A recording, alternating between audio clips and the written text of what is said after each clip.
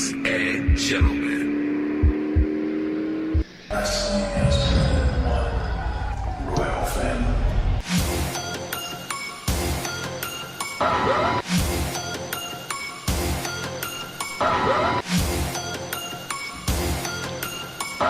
I am my kingdom!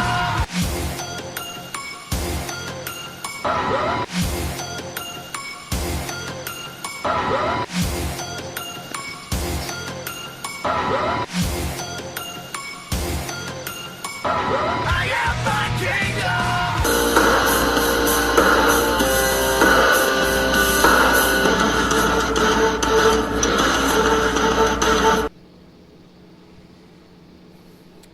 This show, Wrestle Kingdom, named after promotions, as Jeff and I have said multiple times. It actually worked out that way because my original proposition to Doc when he was this year was for Jeff and I to do a show, New Japan Pro Wrestling and Ring of Honor.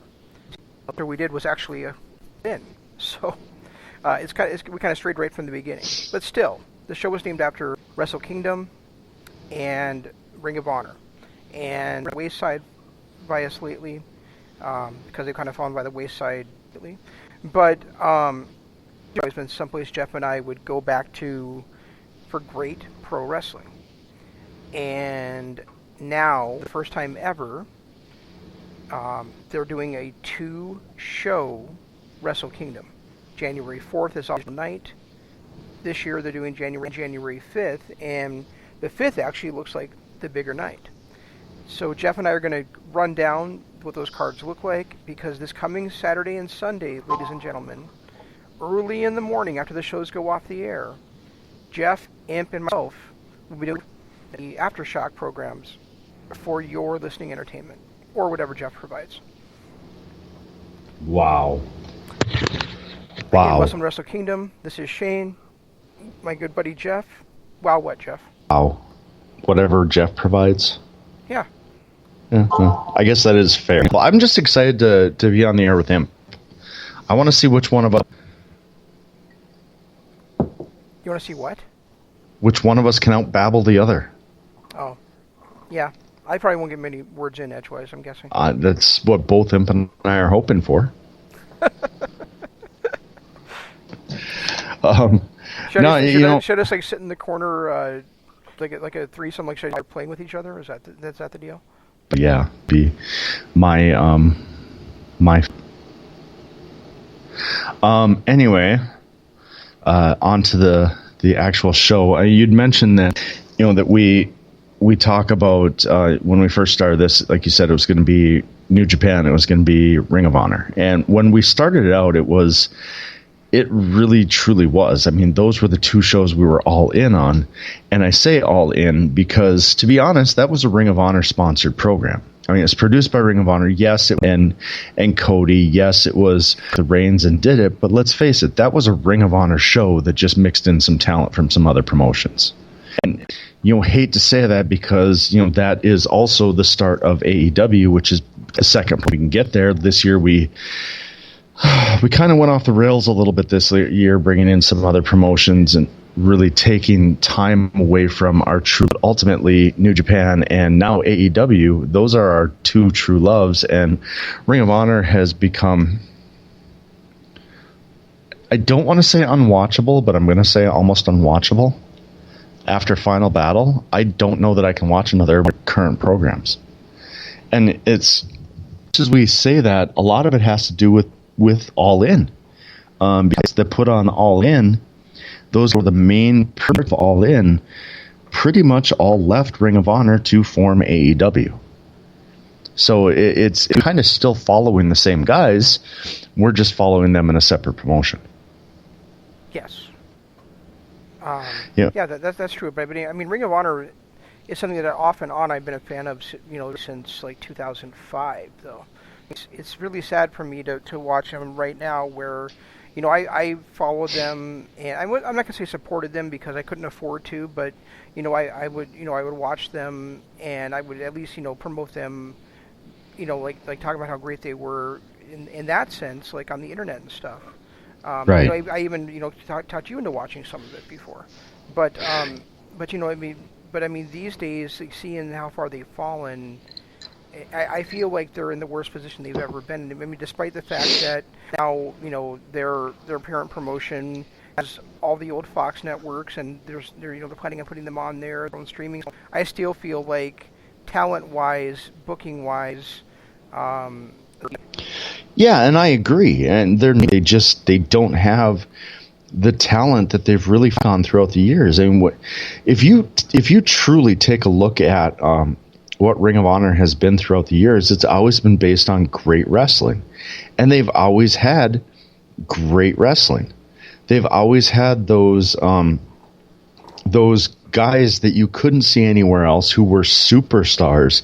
They were just waiting to be discovered. I mean, look at guys like Nigel McGuinness, Austin Aries, Robert Daniels. How many others can we come up with? Samoa Joe was there for a while. Kevin Owens, Brian Danielson, CM Punk. We can go on and on and on. Roderick Strong. I mean, we're going to talk about him later tonight.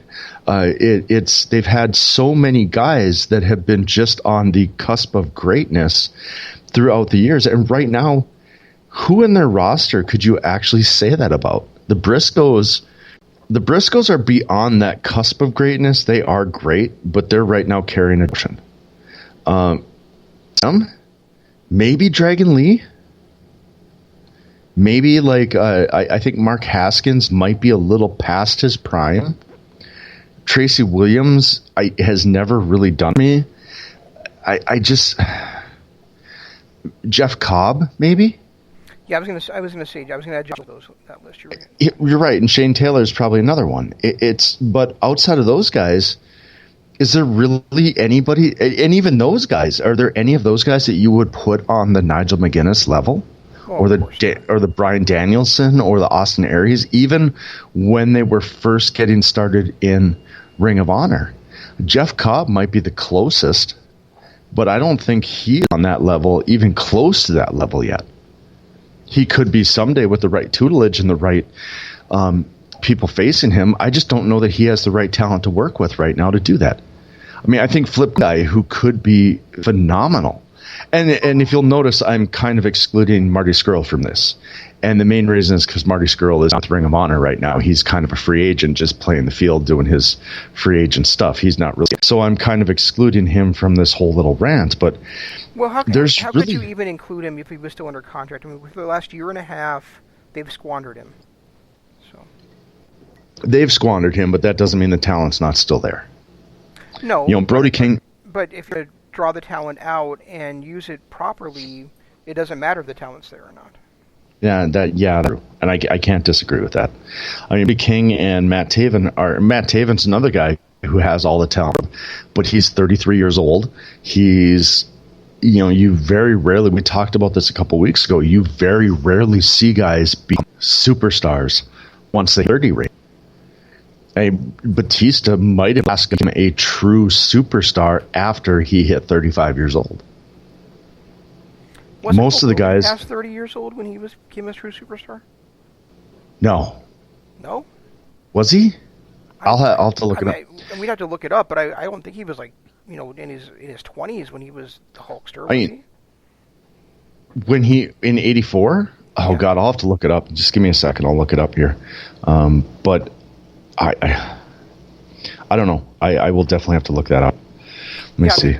My point of starting out was not to denigrate Ring of Honor. It was simply that we've strayed away from them, and I don't see us going back other than maybe for one or two matches here and there. Yeah, I'm kind of the same way. They're going to have the Briscoes in them, but even their match at a Final Battle wasn't anything to write home about. And that first time, honestly, that I've seen a Final Battle and was disappointed leaving it. But I was also disappointed going into it. So.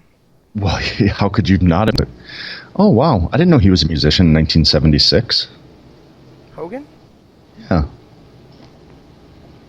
I knew he was a guitar player. I guess I just didn't realize that he was clarified as a musician.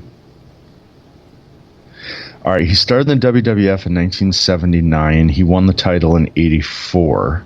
Yes. He was born in 53. Yes, he was 31. He was 31. He wasn't past that 35. No, I didn't say 35. I think he was over 30.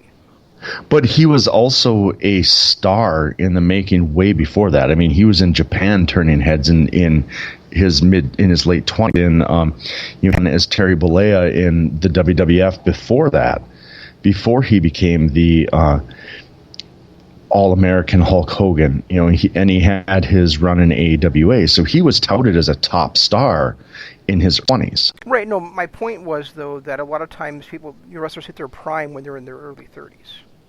When they're in their early 30s, but they also have a machine behind them. I would say Hogan was there. Steve Austin was in his early 30s. Ric Flair was in his... I realize he was a star when he was in his 20s, but really he was, I think, in his early 30s when he became the Rick today. Well, yeah, because he was a multi-time champion by then, but he was not the Nature Boy until his mid-30s. No. I mean, Randy Savage would be the same way. It's really more modern times where young guys, because there's been like a system for them to kind of train in, tried early, like Randy Orton, Bach, or Seth Rollins maybe, just an example of guys Ambrose that were younger that were on top of a promotion, or Roman Reigns, but Moxley isn't. But if you think about it, Jericho was in his delays when he started to become a superstar. He was what? He was in his mid. He became a mega superstar. Moxley's only 34 years old. You could argue that Moxley has been a mega star for the last 6 years. You could argue he wasn't a world champion until 2016, so he was still 31 at that time. Right, but I'm just saying, with Taven, we're hitting. He's 34 years old. He's of a, I hate to say it, dying promotion. I want to see Taven and actually become something. I really, truly could. Honest to God, I do. I love his in-ring talent, incredible charisma, and character that really could catch on and be something. I just think he's where he is. And how old is Marty? He's probably 32. Think that young? I do. 31. Okay. Yeah, so he's still got his, but he's also a mega superstar where Matt Taven isn't.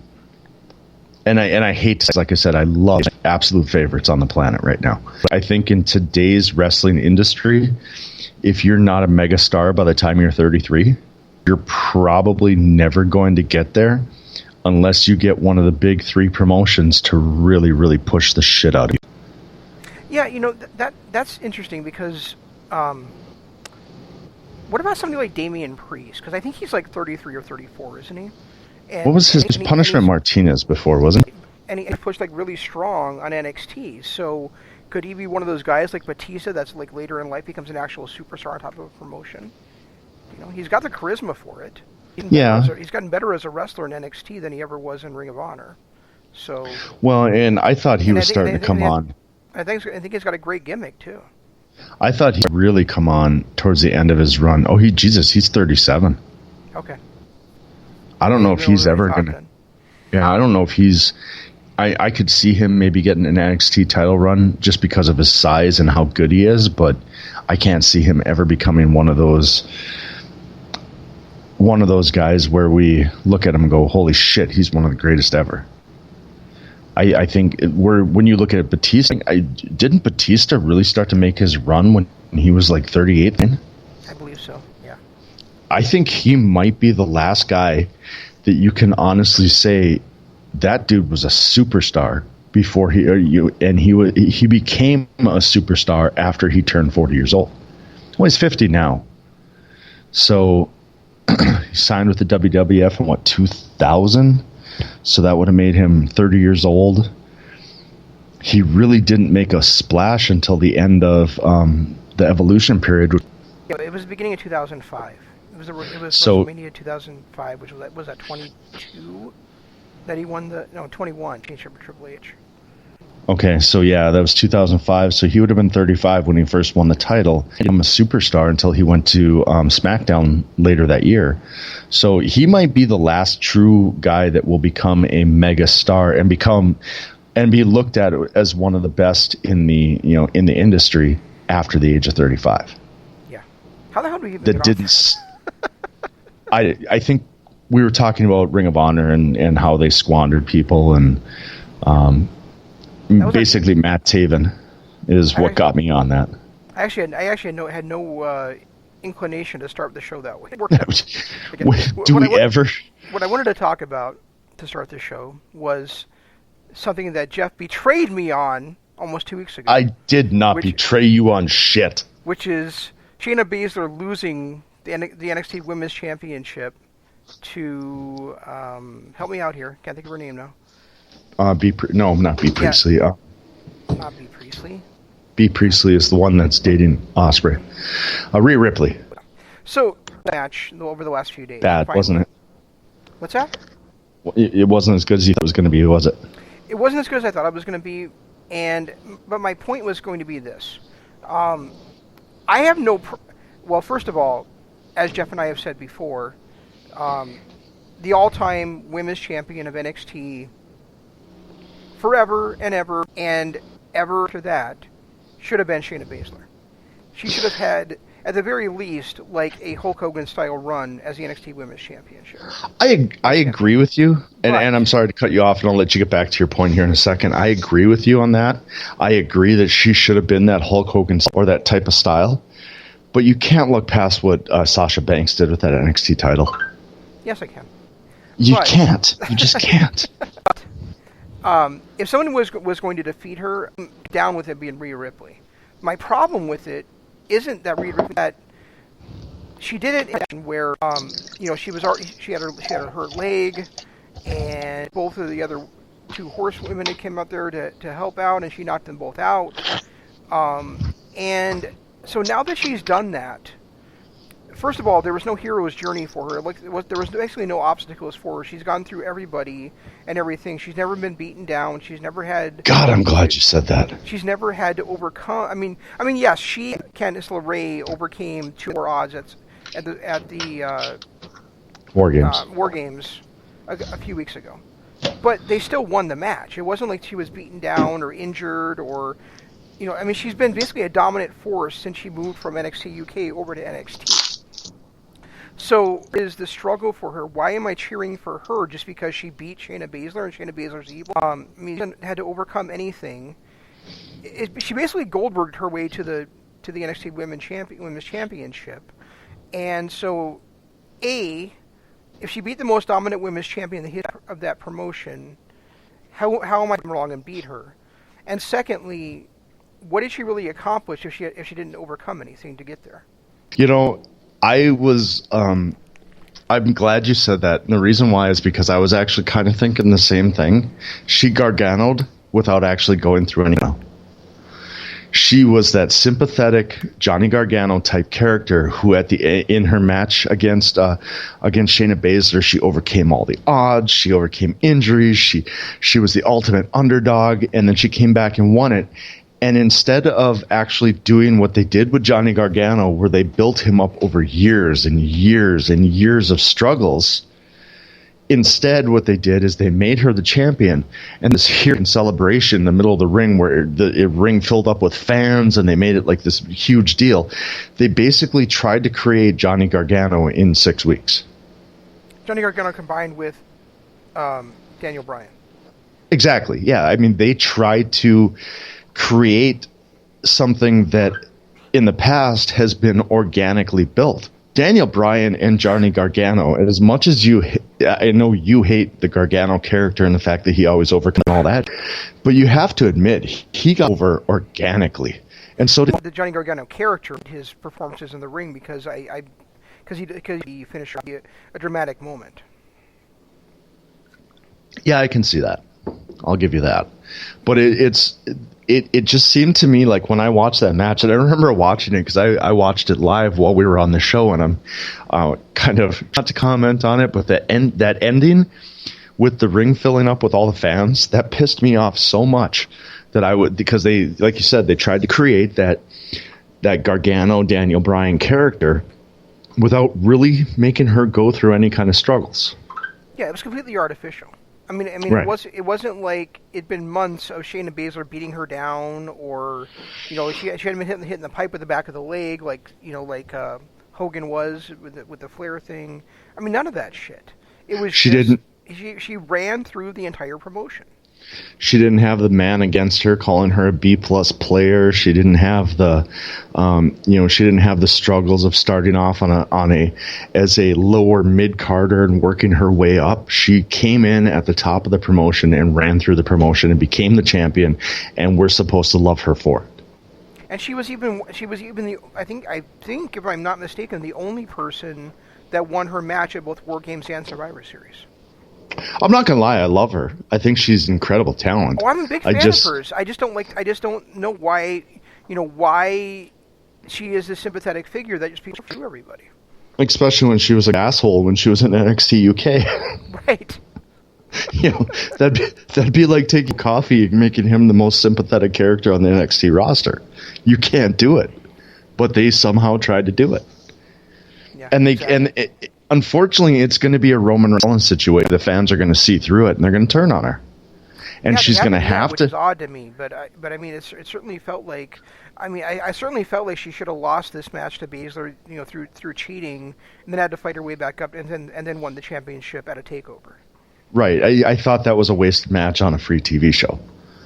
And then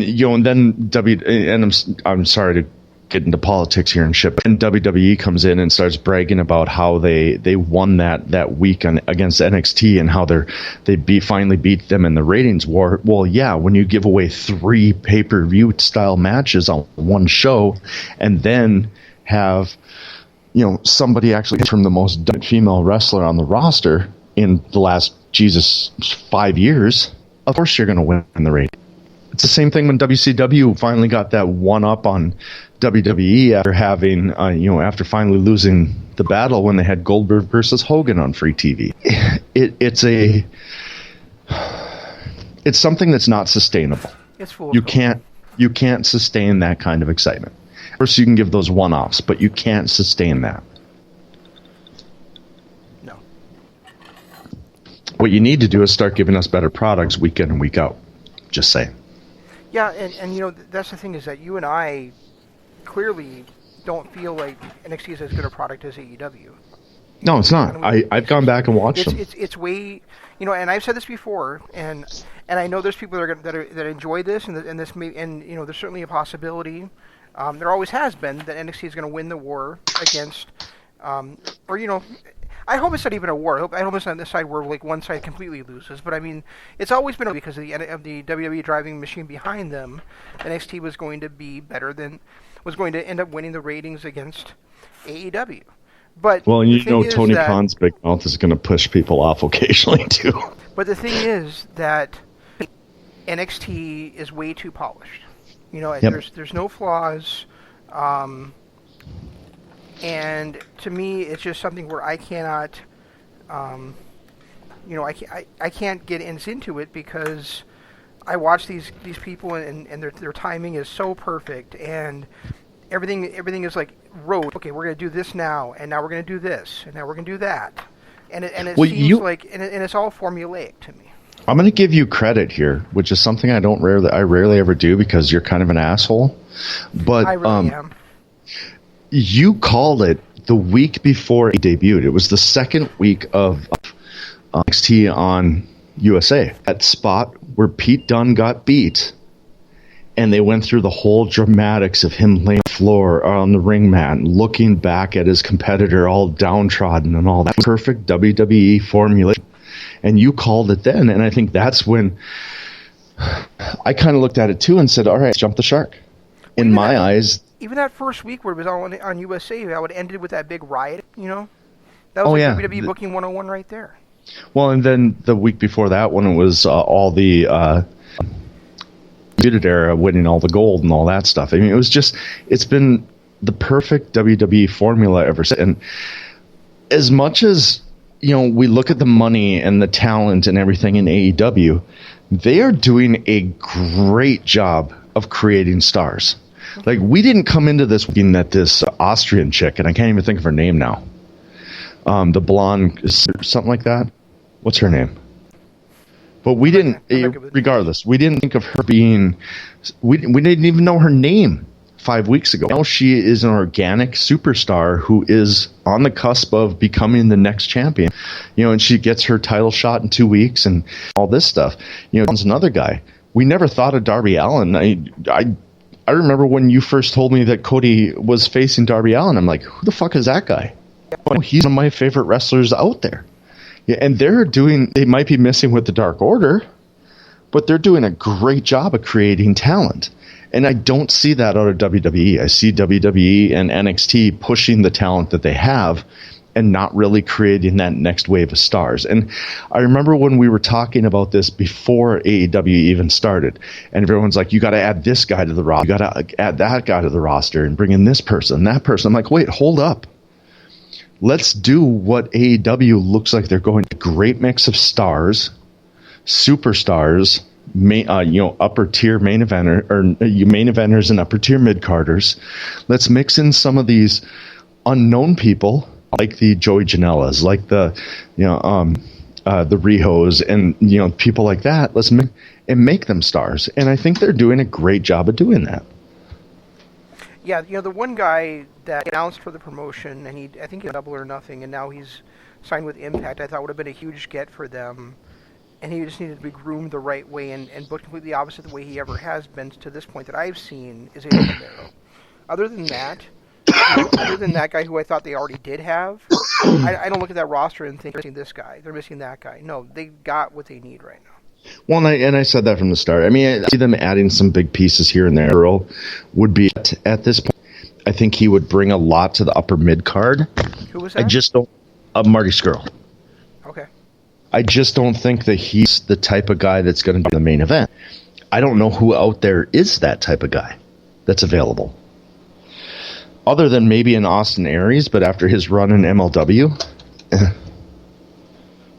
No, I mean Austin Aries clearly has lost a bit of a step, and that's fine. I mean he was the best, one of the best wrestlers on the planet for years. I still think he is. Do you? Yeah, I mean his matches in MLW have been almost flawless. It's the fact that he's been so under promoted. I mean he's had matches in 6 months in MLW, and 2 of them were against nobodies. And then he went out and he put on a clinic in one of the best matches of the night against Teddy Hart, and then disappeared again. I think his mic was still top notch. I think he could walk in, but I think he kind of pigeonholed himself by saying that he never wants to go after a heavyweight title again. Saying that he's not 214 pounds, he's 204 pounds or whatever, and he should be a middleweight, and he's going to go after middleweight titles and things like that. And then he loses to Teddy Hart, and then he's gone. Yeah, but he said that on MLW, which we were some of the few people that watch it. So I mean, did he really pigeonhole himself by doing that? Well, he did. To me, he did. Jackass. I love you, Austin. If you are truly living, you know that, right? All right. So. Should we get to the main event? Why is it I have a feeling we're not going to actually get to the Ring of Honor show again this week? I think you might be right about that. Anyway, we got a lot to get to on the NJPW show. I kind of want to go briefly over this, just quick, and then we'll do kind of a show-by-show breakdown. There's a couple things that I'm really, really excited to see. And one major, like Moxley, I'm so looking forward to that. Takahashi back in the ring, almost jittery. I love it. We're getting White versus Naito and Okada versus Ibushi, and all 4 of these wrestlers who are probably the top 4 in the promotion right now. Would you agree with that? Yeah. I don't see how you can disagree with that, actually. I mean, outside of Ospreay, I think White, Naito, Okada, and Ibushi are probably the top 4 in the promotion, and we get them on back-to-back nights. I think that's huge. I do want to point out that I know that you and I are not going to agree with this, but there's going to be people out there that say Hiroshi Tanahashi is still one of the top 4 guys in the promotion. I can't. I'm stuck him a lot more than I did a year ago, and especially 2 years ago. But I just don't think that star power. I mean, he's got that. I can't believe I'm going to say this. He's got that Chris Jericho power. He's got that star power where he's gonna sell by name. But is he that guy that you can trust night in and night out to give you a 5-star classic like you do those other 4? Night in, night out, no, but he's always capable of delivering one. He is, and so is Jericho. But Jericho is that guy that is right now, as great as they are still in the ring at times, they're more of a name value than they are an actual in-ring performance value. Jericho and it's hard to say it because with the language barrier and the fact that NJPW doesn't really do a whole lot of promos in the ring and stuff like that. Where Jericho, I think Jericho's value is not the fact that he's the champion and putting on 5-star classics every night. I think it's the fact that he's a mentor to these young guys. He's got this great stable going, and he's still one of the best talkers in the business. If he didn't have those two things, I really think that he would struggle to find a spot. And it's not because he's not talented. It's because he's just at that age where he can out there week in and week out and put on a 5-star classic. I don't know when the last time I saw him. It's probably been a year and a half since I saw him in a 5-star match. Yeah, I would say against Omega 2 years ago at Wrestle Kingdom. Why would I loved his match at Dominion that year? God, that was good too. Which coincidentally, it's also the last time we saw Takahashi. And we get to see Takahashi again. I'm so excited to see him in the ring again. I can't even tell you. I'm like, half in the making, dude. I am giddy this match. I think this match could literally steal both nights. Absolutely. And I love the fact that we get again. That's going to be a great, great match because those two have had an amazing run here in the last, 4 or 5 months. That match they had at Kobe is favorites. In fact, if I had to pick match of the year, that would definitely be in my top 5. Yeah. I thought that match was such a great... It wasn't that it was... Okay, it was. It was a great match. It was a 5-star wrestling match, but it was also a 5-star performance by both guys getting their characters over. Absolutely. It's... We look at Cody versus Dustin, that emotional classic, and all these ladder matches and gimmick matches we had with the Bucks and Lucha Brothers and God, the Briscoes, and all these matches throughout the year that have been classics. I don't know in my eyes that there was a better match than White versus Naito at Kobe. Such a great character performance by both guys, especially White, but both guys. Such a great in-ring story that was told. It was just... This, to me, was a perfect match. And at time, finding anyone better this year.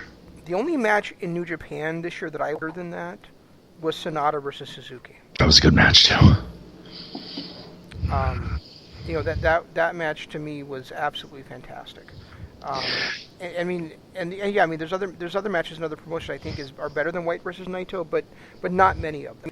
Cody versus Dustin I loved that match between Tessa Blanchard and Callahan. The first one, and I loved the match from still the first ever Takeover UK. That match between Pete Dunne and Joe Coffey. Joe Coffey was absolutely phenomenal to me. And then there was the match. People torn down the middle on it. I thought it was overdone, but I loved. No, that was an amazing match, and that's why I'm saying it's when I look at this as almost a perfect match. But this year we've had so many great matches. I would have to go back and look at them. But it doesn't feel like there's as many stand out as last year's. No, that's true. I mean, and when you look at the standout matches, most of them have been Ospreay. Yeah. Which is why he was. Yep. Which is why he was our number 2 wrestler of the year. But there was just so much. There was so much to like Naito, and I'm looking forward to that match too. And then Kota versus Ibushi. You got the top 4 guys in the top 2 matches fighting for the main event on the next night. And don't forget how much you and I liked White versus Okada at Wrestle Kingdom. Wrestle Kingdom last year, in a 14-minute match. Yeah. And maybe we can. One way better than their match card. God, and I hate to do this, but I talked about this earlier today, so I'm going to divert a little bit, and then we'll get right back to this. But we talked about this. You and I gave our top 4. We couldn't decide on top 5, but we kind of gave our top 4 last week. Where our number 1 guy this year was Sammy, and number 2 was Ospreay. For me, number 4 we kind of went back and forth on, and especially number 5 couldn't agree on. Mm-hmm. And I think your number 3 was White too, wasn't it? Yeah, it was. And then I think and then there was just a slew of guys fighting for that 4th, 5th, and 6th spot. You Sonata, and you mentioned Okada. I mentioned El Phantasmo, and there's so many guys. And but I Cody watched. in mine, too. You had Cody too, and I'm not going to disagree with Cody. I thought Cody has had great performance after great performance. I just think his body of work hasn't been there. Like a guy like Moxley, who tore up New Japan the beginning part of this year. The beginning part of this year? No, it was like... Well, the middle like part August, of this year. dude. Yeah. Well, no, it wasn't. It was June, wasn't it? It was before... It was right after the MSG show, which was what? June? Or May? No, he was there for... Oh, no, he was there. He was at Dominion, too, wasn't he? Yeah. That's right. He was at Dominion. Okay. Because he beat Juice in Dominion, which... I know I dogged that match. He beat Juice on the last night of the New Japan, of the Best of Super Juniors, actually. Okay, yeah, so since May. Yeah. Because he had the first 4 months in WWE.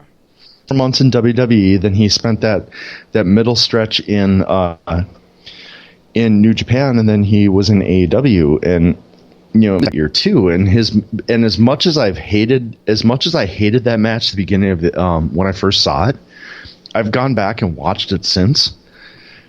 Those guys put on a hell of a match, and I want to see them again. Juice versus Moxley. Wait a minute. I have to ask you a question about Moxley, though. Okay. He had that great hardcore match against Joey Janela, right? Mm-hmm. And then he had his hardcore match of all time against Kenny Omega. Now, since both of those were unsanctioned, are we allowed to consider them? Fuck yes. then definitely Jon Moxley deserves to be in the top 5 for the rest of the year. But is that really the greatest hardcore match of all time after we saw what Mance and Sammy did? I can't go back and rewatch it because I just can't. Because of the tongue spot. Yeah, exactly. It makes sense, all right? I'm okay with that. That was pretty brutal. But seriously, remember when we first watched that? We were both talking about how that's the greatest hardcore match we've ever seen, and yeah, but yeah, you're right. Moxley versus Omega was really, really good too. Well, I constantly do things like this, and I pick out moments where I think a match became better than another match, and to me, that spot with Moxley having to crawl through the through the shattered glass table to get to the ropes out of the sharpshooter. That to me, God, moment. That was such a great moment. Yeah, such a psychologically sound spot, Yeah, and you don't get that much in wrestling these days. Right. And that's why to me it's the best. But the reason I bring this up is because I watched the top 10 wrestlers of the year. Mm-hmm. And there were some notable people that were missing from that. Yeah, Jay White. Yeah, so why don't you go down what the list is, since I didn't... To be honest, I haven't looked it up, and I'm just kind of freestyling it, but there were some people that we've talked about. There's some people that we didn't make the list. Okada did. And that's one of the guys I want to talk about. Jay White didn't make the list. Sami Callihan didn't make the list. That I don't get at all. I understand how Sami Callihan cannot be on that list. I think because of the situation you and I are in, we put a lot more value on... You got to think about, this is what culture? Biggest promotions. They're not talking about Impact, MLW. They're not talking about all of these other independent promotions. They're talking about the big 3. They're talking about WWF, they're talking about AEW, and they're talking about... That's who they talk about. So people like Sami Callihan are going to fly under the radar. For you and me, we are so all over the map, and if it's good wrestling, we're going to watch it regardless of what the promotion is, which is why we got sucked into MLW, which is why I got sucked into Defiant, because there was some great performers. Can I interrupt you just for a second? You can always interrupt me. If that's what culture is doing, they're not doing their job. Exactly. That's why they have us. That's why all of you people, that the 3 of you that listen, have us. Is to give you all the rest of the promotions. But I mean, it kind of running down, I'm thinking of these off the top of my head, and I didn't write them down. I don't have the list in front of me, but they had Cody, which it's hard to argue against Cody. My whole issue with Cody is he didn't have the body of work that he had last year because he took the first 6 months off. They had Kota Ibushi again. I can't argue with that simply because he was so good in the matches he did. And I mean, it was on this show when I was complaining about how he needs to stop wrestling Naito because he's going to kill himself. Right. Taking those crazy head and neck bumps. But ultimately, that is what has led him to the top of the promotion. Like it is what he did in those matches. And they sold those to such perfection that even I was sitting here going, what the fuck? Don't ever do that again. They had, trying to think of some of the other guys on that list. Hard to argue with that, but I haven't watched enough WWF to really say yes or no. I'm trying to find the list and I can't find it anywhere. It was a YouTube thing, so you're probably not going to actually find the list. You'd probably have to watch the 10-minute YouTube clip. The two that really stuck out to me, and we had Ospreay in you and I both had Ospreay at 2, and we both had Sammy at 1 and Ospreay at 2, varied from there. But they had Ospreay at number 1. The guy they had at number 2, and this is the one that brought me to this discussion, and I thought about it because we're talking about one of the top 4 pillars in NJPW, was Okada. Now, when you look at Okada's year, yes, he has had a hell of a year. He's 5-star classic after 5-star classic. We agree with his MSG booking decision over White because it was kind of a reset for you, and for me, it's like too short of a run for White. So we had our issues there, and there's been other things. But the thing that I want to talk about, and the reason I'm bringing this up, is because Kazuchika Okada has become that AJ Styles, that John Cena, that Ric Flair, where they're so good every single year that when it comes time to talking about the best wrestlers in the world, you and I don't really give them the kind of love that they deserve. I mean, we expect a certain level of performance out of Okada at this point. So when we're looking at our top 5 of the year, neither you or I really mentioned Okada. And if you look at his matches throughout the year, he's definitely had a top year. Now, see, here's my thing. It's not only that. It's not only that they take him for granted because of that, but it's also because I feel like he's a big part of NJPW pressing that reset button this year. I feel like we're 2017 Okada, not 2019 Okada. But when you and part of me is at the same point I'm also kind of disagreeing with you because I think there's certain guys that are just so talented at what they do that we're always going to look at them as that 2014 Styles, that John Cena, that 2009 Orton, that where they're just so good at what they do that we can't get into what they do, and we're looking at the next guy going, oh yeah, that guy stepped up. That guy is having a hell of a year. That guy, oh, Okada? Yeah, shit. He did this last year. He did it the year before. He did it the year before that. It just, we get to a point with these guys where we're looking at them going, he does it all the time. So we kind of don't appreciate it the way we should. Where Okada is that kind of guy like Mike Trout in the NBA. Like Joe Montana was and Dan Marino were back in the 80s and early 90s. They're so good. Michael Jordan is another perfect example in the 90s, 80s and 90s. Well, 90s. Where they're so good and they are always in that run-in for MVP that we kind of take them for granted and we overlook them. There are other guys who are like, oh, that guy's got a little flash of brilliance there. He's great. We saw this last year. But this guy over here, does that make sense at all? No, what I just said? Understand totally what you're saying, and I agree with that. But on the other hand, when I pick my top wrestlers in the year, it's also going to be somebody that grabs me. Okada has not grabbed me for years. Yeah, and that makes sense. I get that. And I believe he hasn't grabbed me because, again, I feel like I've seen everything with Okada. I feel like there's no place left for him to go in NJPW unless it's going to be where he turns heel and he's a completely different character than he is now. And that's exactly what I'm saying. He is so good at what he does that nothing turns our head anymore. So we go after the guy that turns our head. Yeah, but I mean, it's also like Okada matches except for cheering for him to lose against Sonata. Or are we cheering for him to lose against Kota Ibushi on January 4th? No. Well, that actually, now we can segue back to this because we can actually get it done here. But that kind of segues me back. We talked about my positives here, things I want to see.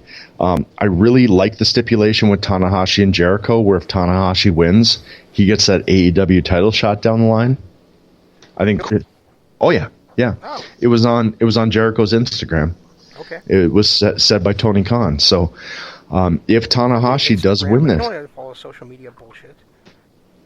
Yeah, I'm bored a lot. I live alone. I'm not dating anymore because I hate people.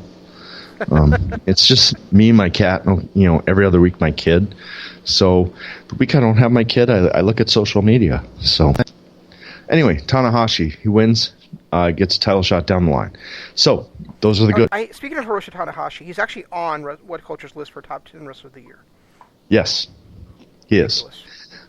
I agree, 100%. And one of the guys that I kind of locked out really didn't believe it. And I love Phoenix, but Phoenix is also on that list. And I don't get that unless he just had a much better run in Triple. You gotta watch the video. Okay. If you watch the video, you will believe in the Phoenix pick. You found the list. Where'd you find it? Oh, you are. Okay, good. I agree with Phoenix. I think Phoenix does deserve to be in the top 10. I think he was placed at 6 or was it 5? 9. It was 9? It was that low? Who was 10? Cody. Yeah, and I can't disagree with Cody being at 10. I think Cody has had a hell of a year. Like I said, his match against Dustin, his match against Darby Allin, his match against Jericho, I thought were all phenomenal, fantastic matches. For me, he hasn't had the body work to be at my top 5, but I can't argue it. I think Phoenix definitely deserves to be there. Both you and I are just astonished at what he can do in the ring. Right, but I've seen him this year almost exclusively in tag team settings. Yeah, but we've seen him in 3 different promotions. And here I am. 4. And here I was. I just realized how ridiculous I was for me to say that when we had Matt Jackson as our wrestler of the year last year. Right, exactly. But we've also seen 4 different promotions. He's been the highlight of every single match he's been in, and you can't argue against what he did against Nick Jackson. No, not at all. I mean, what he did against Nick Jackson, I think actually should put him at number 6 or 7, to be honest with you. Who did they have it? That was one match, dude. That was one match, but when you compile that with everything else he's done and capable of doing it, I saw him in singles matches against Airwolf. Match against Airwolf in MLW. That was like an instant classic when he put Airwolf over. Adam Cole's on this list. That was where I was starting to get a little sketchy. I love Adam Cole, but I can't put Adam Cole ahead of Gargano. And they did. Ahead of Gargano. I wouldn't have put either one of them. Me either. But if you're gonna pick one of the NXT guys, I would have went with Matt Riddle. Yeah, I don't get the Adam Cole thing. I think Adam Cole might have been the 3rd best NXT guy behind Matt Riddle and Johnny Gargano this year. I mean, I get where they're going, and I understand what they're talking about, him being the champion and him being this sleazy, scummy, facial expressions, blah, blah, blah. If you're going to pick an NXT guy to put in that top 10, it's got to be Matt Riddle. Matt Riddle from nowhere. At the beginning of the year, both you and I hated him. Absolutely hated the guy. And he won me over in that match against Drew Gulak, and then him just deliver every single time out after that. I might even have Adam Cole have a fantastic year until he got injured. God. See, and I was never a fan of Velveteen. Never? I just haven't bought into his character yet. See, I thought it was only like the smoke and mirrors in that one episode that I enjoyed him before that. I could be wrong. I started to like his performance. I loved what he did against Ano. But then when he came out the next week and laid an egg, I was off him immediately. And then I started to think, well, maybe it was more Johnny Gargano. And then when he lost to Roderick Strong, I don't know. He hasn't been one of my favorites. I haven't bought into his character yet. I haven't bought into his style yet. I think he has all the potential in the world. I just think he needs to calm down his adorable Adrian Adonisness. You know what? Right, do you understand what I'm saying when I say that? I do. Okay, good. At least you do. No one else might, but you do. You know what? We're an hour into the show and we barely talked about Wrestle Kingdom so far. I know. What the fuck's wrong with me? This is why Imp and I are going to have a Babble Fest, and you're down about 6 a.m. All right. So the first night, the first 3 matches are all like 8-man tags. So I don't think we care about those. Well, it starts to get good at match number 6, but that's the problem. 6? And that was, yeah. Well, because I'm looking at the day and the pre-shows. So, the third match of the actual card. Okay, which match are you talking about? LIJ versus Suzuki-gun. We've got Evil, Sonata, Shingo Takagi. Oh, and list 2 of the top 10. Shingo and Bushi versus Suzuki, Taichi, CSJ, and El Desperado. Well, you know what the problem with that match is it's got Suzuki in it. I fucking love Suzuki. And it's I see, and I'm just not into 8-man tags unless they're elimination style.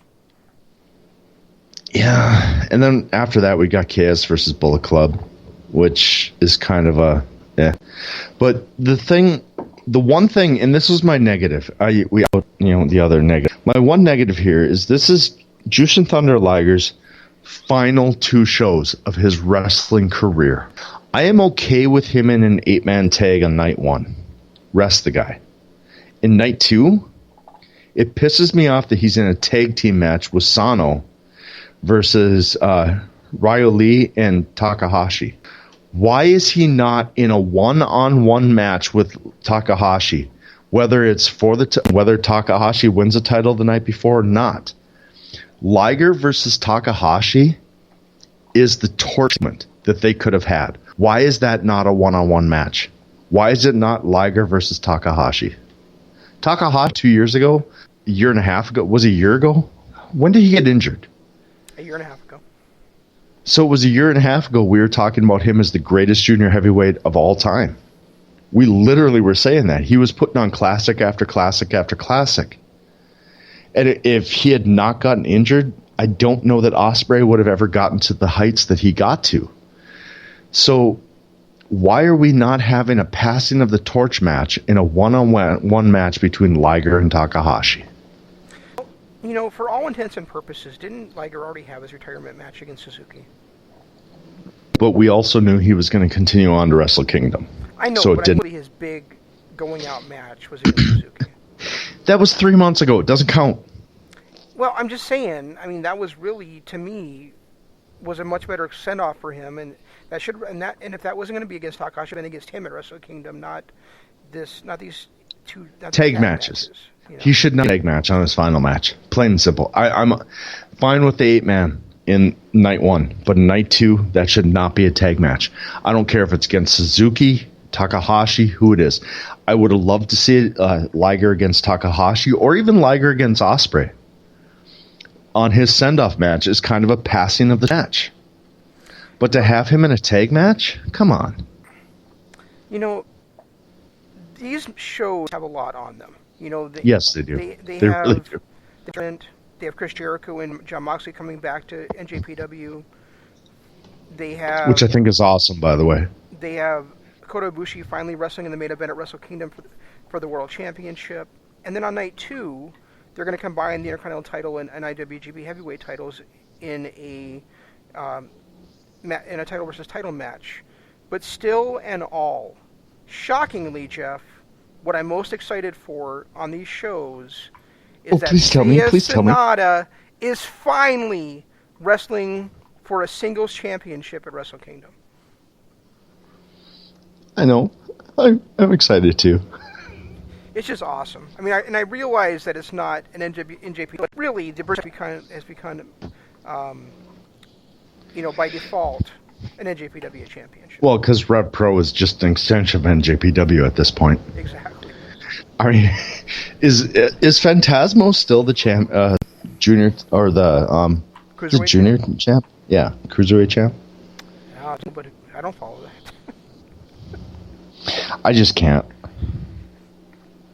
Yeah, I mean, so much wrestling. And, as much as we kind of got off the rails this year, and as much as I liked it, and I'm not going to lie, I did like it, and I'm still going to watch NWA here and there at pay-per-views and MLW here and stuff, and, other promotions here and there.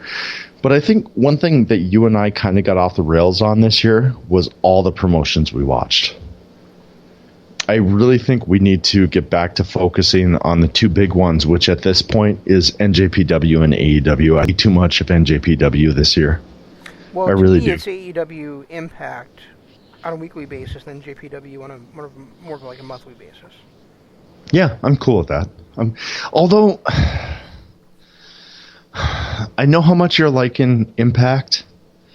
And I love a lot of the characters. Like, Austin Aries is one of my favorites. Sammy, of course, my number one guy of the year. MLW.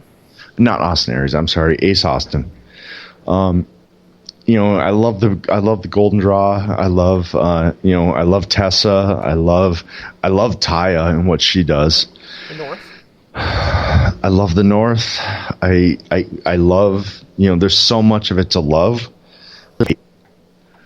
ECW right now, the ECW, I swear to God, when Rob Van Dam shows up on my TV, I want to jam a thumb in my eye. Katie Forbes. Oh, she's hot as hell. Is the worst character wrestling this year, and she's only been on the scene for like 3 weeks. She's hot as hell. She needs to shut her mouth. She needs to shut her mouth. She's horrible. And she needs to stop grabs her ass and her tits all freaking time she's out there too.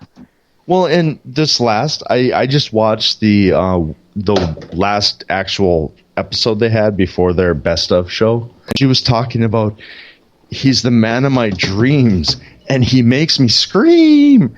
And I literally wanted to jam a thumb in my eye, just so I couldn't more, because it was that brutal. I'm so sick of the ECW guys. They need to hurry up and buy a Ring of Honor and bring in some of that talent, because I can't do the ECW stuff.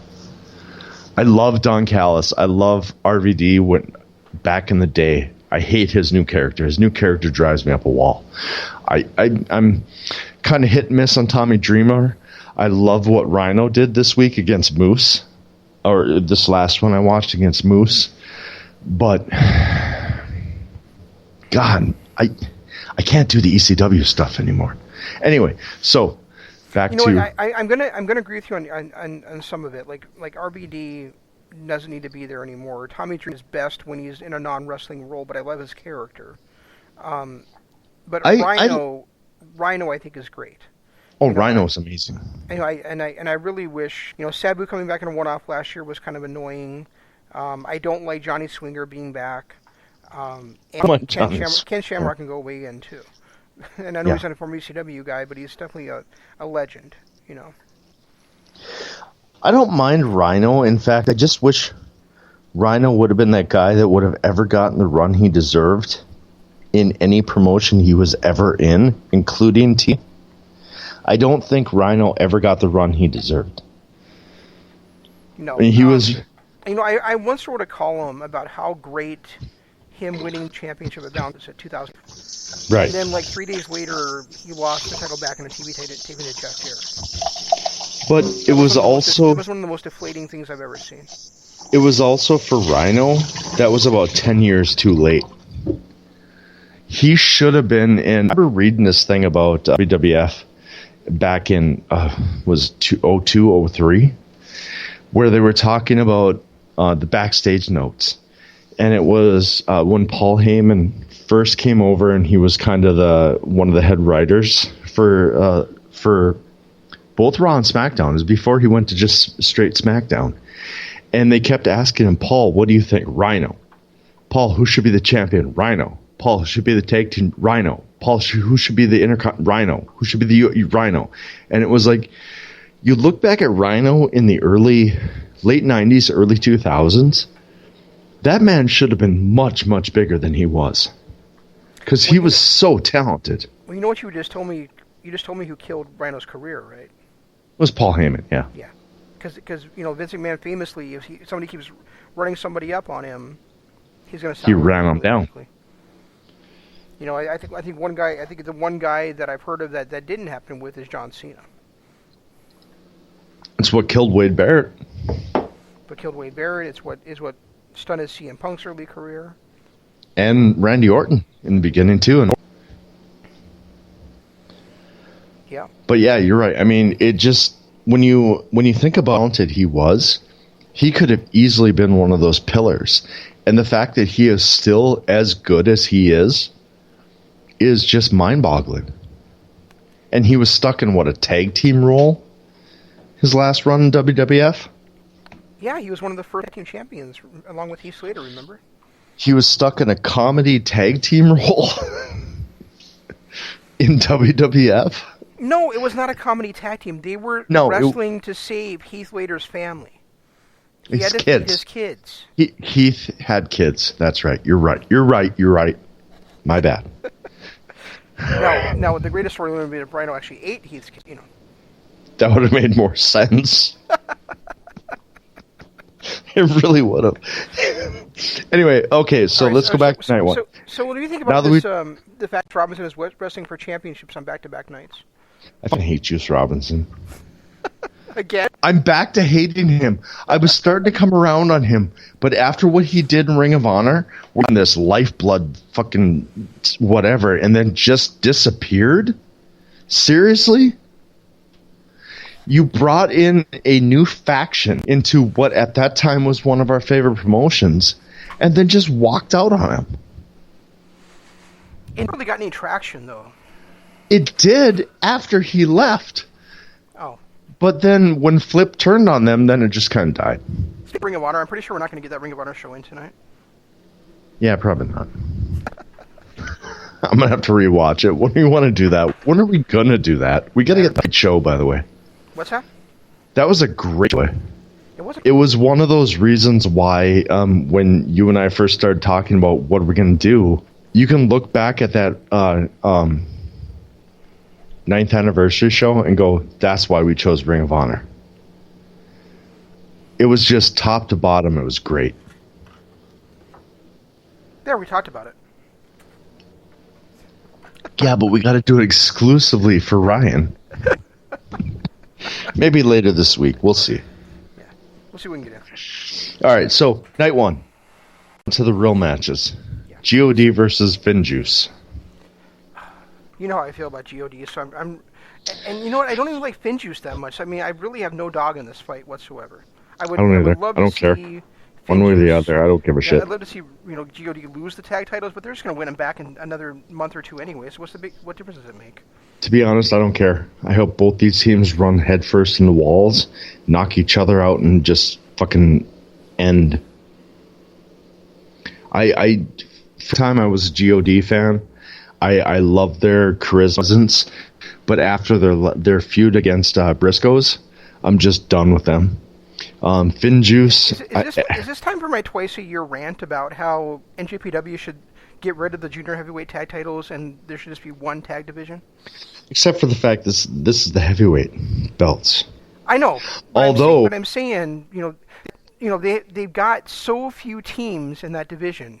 They could easily just consolidate the divisions, and we see that every year, at least twice a year, it seems like. And the guys that are on top of the division, their juniors, would be great team title holders. Both of those teams would be great tag team title holders.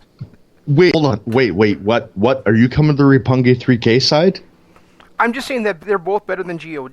They're both better than point. Finjuice. Good point.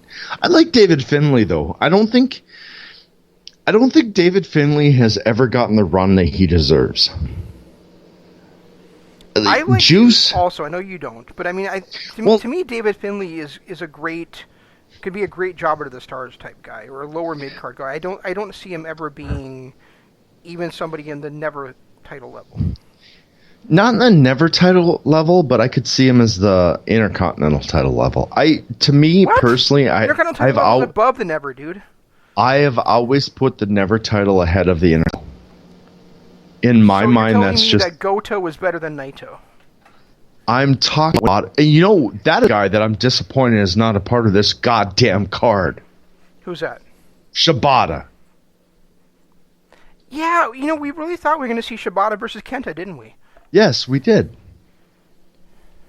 And the fact that Kenta is in one tag against Goto? Seriously? I'm not buying it. Kenta versus Goto we've seen a couple of times already, and I'm not really that on that. Really hoping for that Kenta versus Shibata for the never title. Really hoping for that. He just kind of went away, and maybe it's because we haven't been watching as much as we probably should have, but there was really no payoff to Kenta's turn. Because the big payoff was Shibata coming down and attacking Kenta, setting up for some match down the line, and we never got it. Maybe Shibata just can't do it, It's possible, and it's a case, fine. I get it, but it's disappointing. It is disappointing. All right, next match. Archer versus Moxley. Texas death match. That's going to be fun. It's Archer, though, all the way. They've already stripped Moxley of the belt. They're not going to put it back on him. Well, unless he loses the next night. God, I hope not. God, I hope not. That doesn't mean how much you enjoyed after you watched it again, Moxley versus Juice. So why wouldn't you? Because I don't want to see a transitional. Let's at least leave it on Archer for the night. Juice here with 2 championships. Fuck Juice. Go back to hearing your signs about saving the world. Actually, I think Lance Warren versus John Moxley is going to be a hell of a brawl. I'm really looking forward to the match, but I think it's got to be Archer at this point. What Texas Deathmatch rules are they doing here? Is this going to be the actual one where you pin somebody and you have to and there's kind of 10 afterwards? Nope. There is can only be won by a 10 count, knockout, or submission. I'm sorry, knockout, 10 count, or submission? 10 count, knockout, or submission. Okay. No pinfalls. There's no pins. So this is going to be a great match. These are 2 guys who can really fucking fight, and I'm looking forward to it. Neither one of those bastards is going to tap out. So. No, of course not. Going to a knockout. Yeah. Then we got Ospreay versus Takahashi, which I think is still the entire weekend. Yeah, and speaking of guys that could become superstars after their 35th birthday, if Archer beats Moxley here, sky's the limit for them, dude. Yeah, but I think Archer... Yeah, you're right. I can't disagree with that. Archer has been kind of on that cusp for the last few years. The fact that Davey Boy signed with MLW exclusively opened the door for him. I really think... And they need an American pillar, Yeah, they don't have one. Just the only guy... Yeah, you're right. Archer would be that guy. And honestly, I don't know what the plans are for this title versus title match, or when they're combining the championships. But if they're scrapping the Intercontinental title, then that means the U.S. title might become the number 2 belt by default. Well, they're not scrapping the... Well, yeah, they are. Never mind. Okay, yeah. God damn it. Tournament for it possibly, or maybe one in both belts, but... I hate when you make sense. Shut up. But if not, combining them into one... Archer would be a great champion to be a champion. What's that? Archer would be a great guy to be the American champion. Yeah. I think he's got the size, he's got the look, he's got the ability. His gimmick is great right now. Right now it is, yeah. Because you know what, Jeff? God, that would be great. Everybody dies. They do. And I'm getting closer. Everybody listening to this is a second closer to death than they were before I started that stuff. Right, exactly. And then, My okay. wife said last week one day that, she wishes we could, get time travel. And I said, we are time traveling. We're doing a second forward in the future for every second that we're living. I don't know what to say to that. Sorry, man. I'm at a loss right now. Mars is going to be a hell of a blast. Yeah, it is. That's going to be... I honestly think between that... God, these two matches could steal the entire weekend. Those last 4 matches are just fucking blockbuster, dude. Right? On night one? On night one, yeah. I'm actually thinking... we're doing this whole imp. I might not start watching until those last 4 matches. Those could be the 4 matches of my intent right there. I thought you were looking forward to the Suzuki-Gun match, though. Yeah, I'm over that. I don't blame you. When you look at these last 4 matches, Archer versus Moxley, Ospreay, which to me, we've got our Wrestler of the Year up against our Wrestler of 2 years ago had he not gotten hurt. Mm-hmm. I think if Takahashi had not gotten hurt, he would have been our guy ahead of Matt Jackson. With the run he was on. No, you're talking about 2017. He has not wrestled since... Holy shit, you're right. Who do we have in 2017? We didn't have a show in 2017. We thought about a show, though.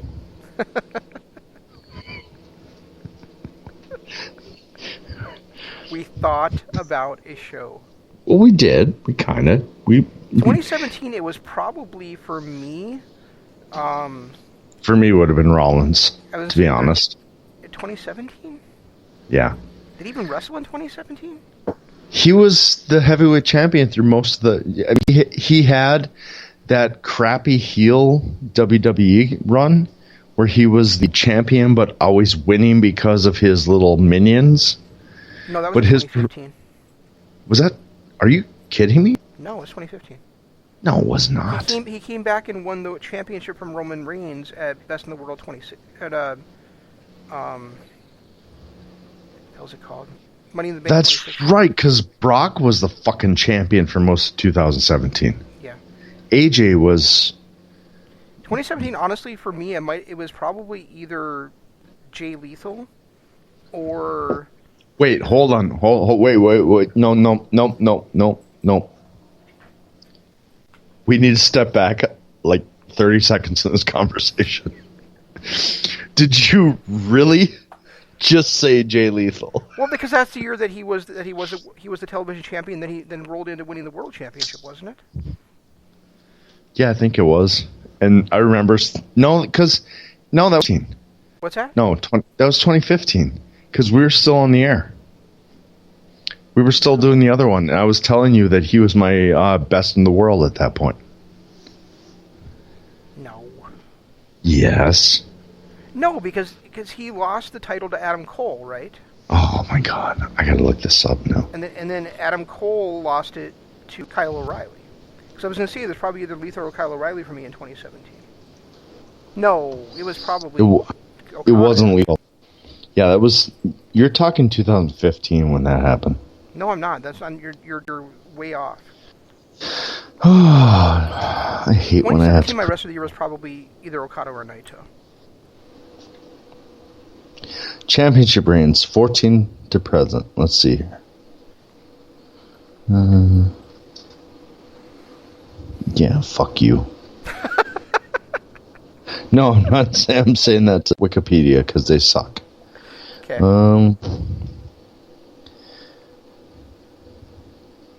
In 15, Lethal began professing himself as the Ring of Honor champion, claiming his World Television Championship was the true top title. We're talking 2015. Right.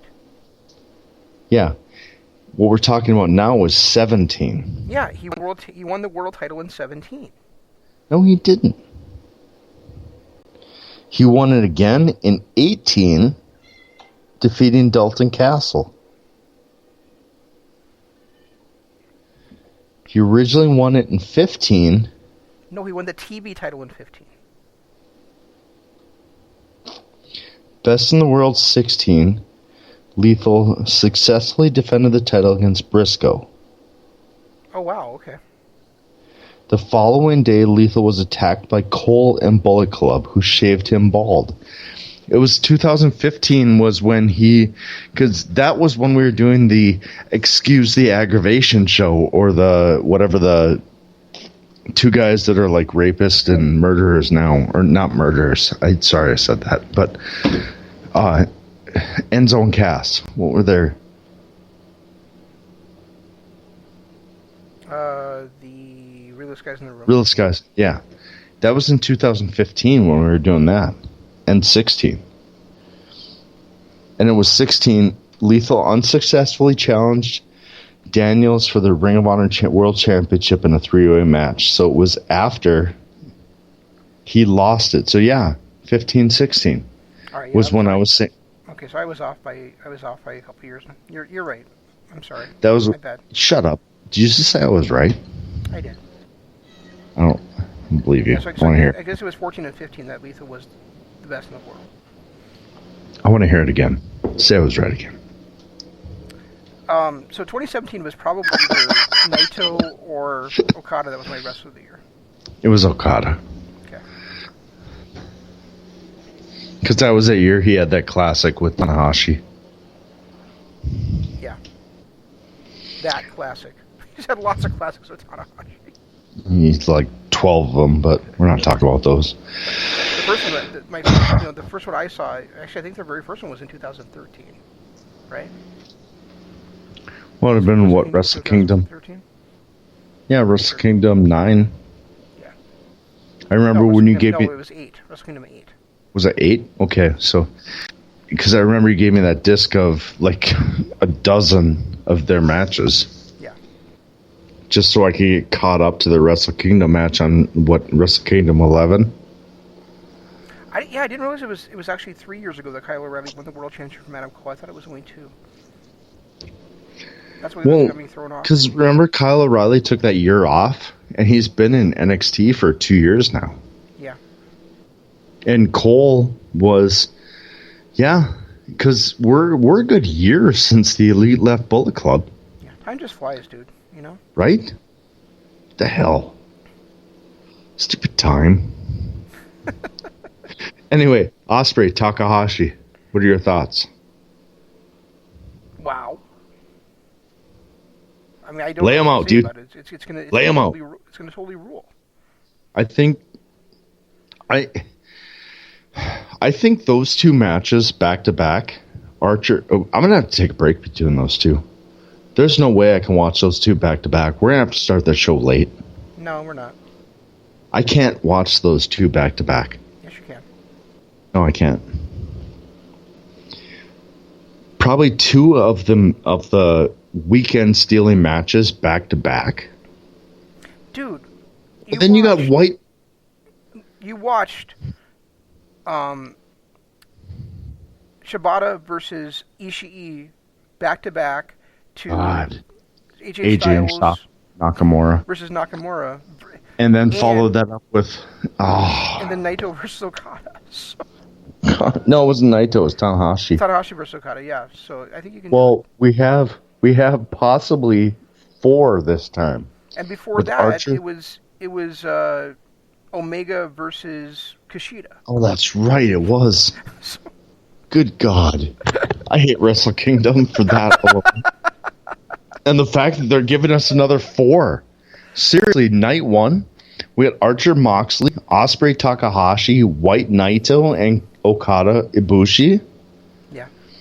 That's 4 matches on the same level as probably the greatest Wrestle Kingdom I've ever seen.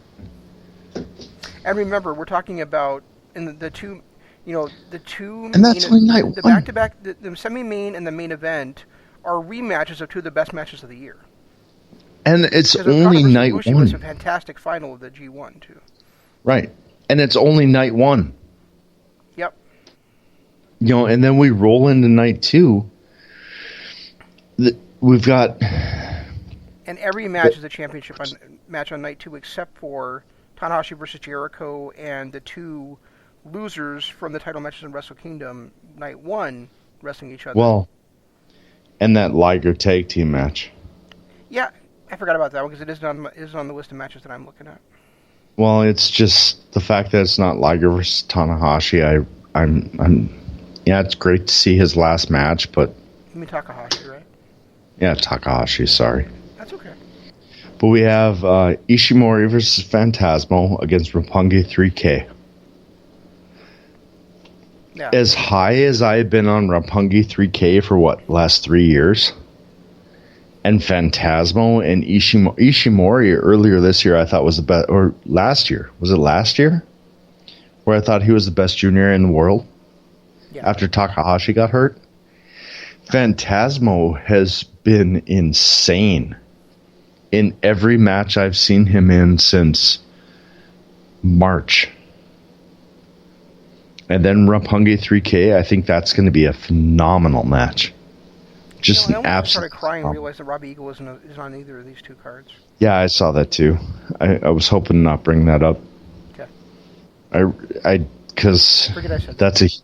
that's a huge disappointment. You know, I kind of want. I shouldn't say I kind of want. I really would like Takahashi to enter Dominion as the junior heavyweight champion, just so we get Ospreay and Eagles against Phantasmo and Ishimori on the big stage, like Dominion. God, that would be awesome. Yeah. That would be amazing. And I hope this, and I know this is going to be a great match for those tag titles at Wrestle Kingdom Night 2. But I'm just can't imagine. I think Phantasmo and Ishimori are inextricably linked with the Birds of Prey to me. Already after only 2 matches, to the point where I really want to see those guys just keep going at it for those championships, or even not for the championships, just keep going at it, often. I mean, you might be. Well, you were never an AWA guy, so you can never understand the fact that, to me, the Midnight Rockers and the Legion of Doom. Before they were Legion of Doom. Road Warriors. Yeah. They were always... Oh, yeah, they were always linked. Oh, I didn't know that. Like, all the way through. Because they, in early AWA, it was always Midnight Express, or I'm sorry, not Midnight Rockers versus the Road Warriors was a huge thing. And that was when I first started watching wrestling. So when they both came to the WWF, and you had the Rockers, and LOD. They never faced the Legion of Doom. Yeah. It sucked. Now, see, like I said, I didn't follow EWA, but I remember reading in the After mags. It was the Rockers against Bad Company, and I believe they were in. Yeah, there was a lot of them. And I believe they were also against each other in a tag team cage match on a big episode of AWA. Yep. And so it really wasn't a big surprise to me that they had fantastic matches against those 2 guys again when they were the Orient Express. Yeah. Well, Orient Express was always great too. So, But I'm saying the Orient Express was Bad Company. Yeah. The second Orient Express, not the first one, because Pat Tanaka was in both, but Paul Diamond was the guy under the mask as Kato in the second one. To me, it was just always the Midnight Rockers against the Road Warriors, and it was that power and glory type stuff where you had the power against the high flying, whatever they were. So I don't want to be a dick, but I'm good please at it. Be. So, well, are you yeah, sure you're not please. conflating the Road Warriors against the Midnight Express from the NWA with Midnight Rockers against the AWA? Dude, I don't know. I'm tired. It's a possibility. Okay.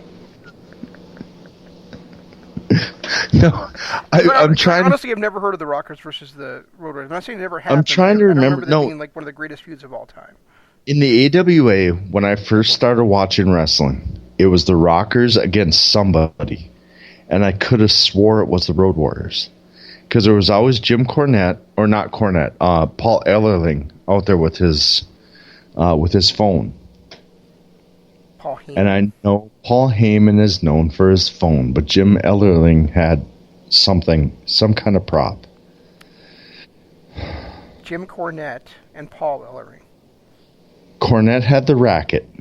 He was Midnight Express. You're making was a not bracket Rockers. right now about this feud. What? Wait, what? Hold on. What's happening? Lost. Confused. What are you watching? You must be watching Raw again. No, I shut that shit off like an hour ago.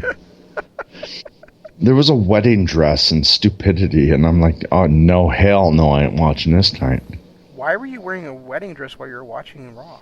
Lana and that Lashley guy. So dumb. Enough with the fucking wedding I said I wasn't going to get upset about it. I'm not going to. Okay, I just looked up the Rockers versus Road Warriors, and literally everything is coming up for those two teams except for them facing each other. I was probably wrong. I found the Midnight Rockers versus the Nasty Boys in AWA. No, wasn't that. There was somebody... Midnight Rockers versus the original Midnight Express in AWA. No, wasn't that. Then I found the LOD defending the tag titles against the Rockers in 1991 on Saturday nights on WWE Superstars. You know what? There's a possibility I could be stupid. Let's just leave it at that and move on. It's more than a possibility. Anyway. So...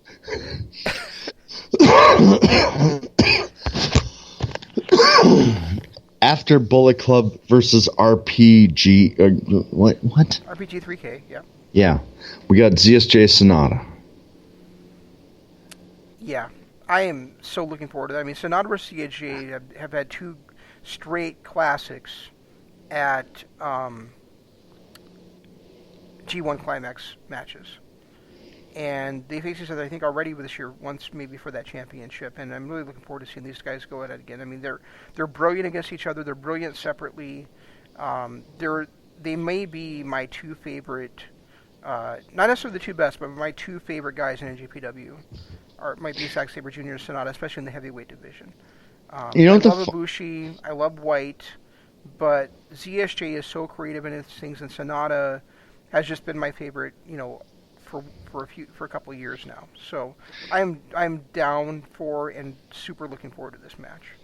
It's funny because at this time last year, ZSJ and Sonata were both yours and mine probably top 10 wrestlers. Mm-hmm. They may not have had the best years or whatever, but they were both in that, okay, these are the guys that are great to watch every time out, great matches.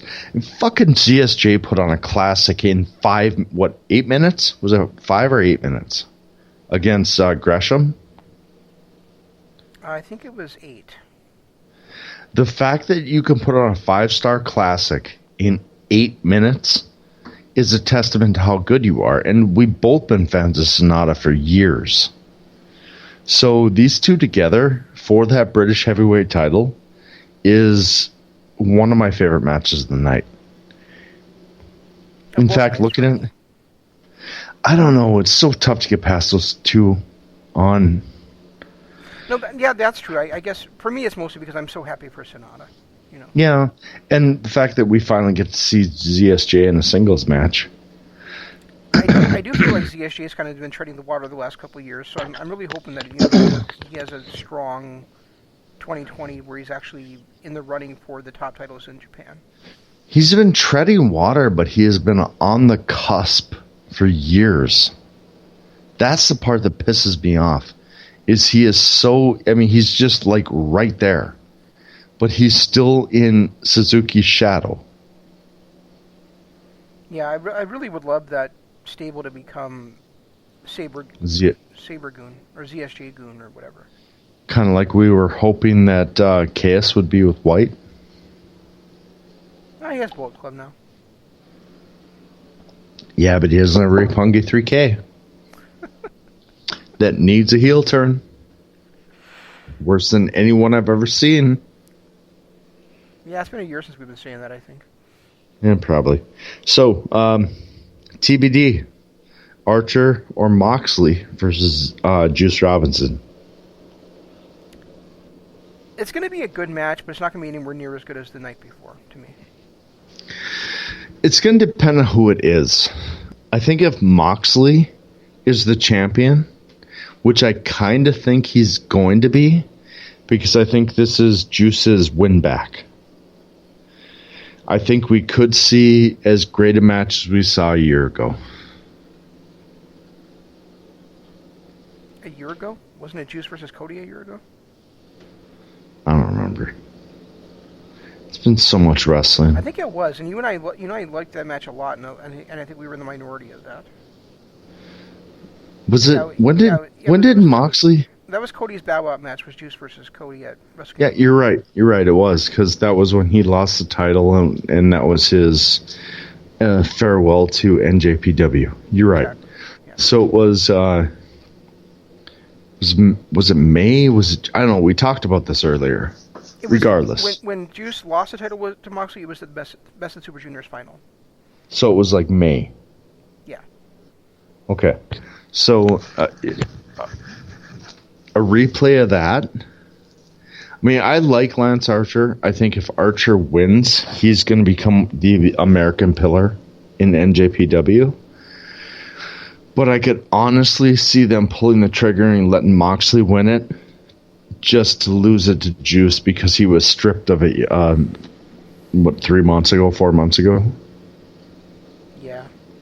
And to have Juice, and have Juice get that win back. Or tsunami. I don't want. It was a hurricane, wasn't it? Typhoon. It was a typhoon. I don't. It was something, and there was rain. That's all I know. It was a Typhoon. It was a natural disaster that was not this show. As long as it wasn't spitting, I don't care. I think it was a lot of spinning. I'm not sure about any spitting. Whatever. There was wind and rain. That's all that matters. And thunder! Wow. God, I haven't heard that in a decade. Thunder, thunder, thunder, thunder. Anyway, so who's it going to be, Moxley or Archer?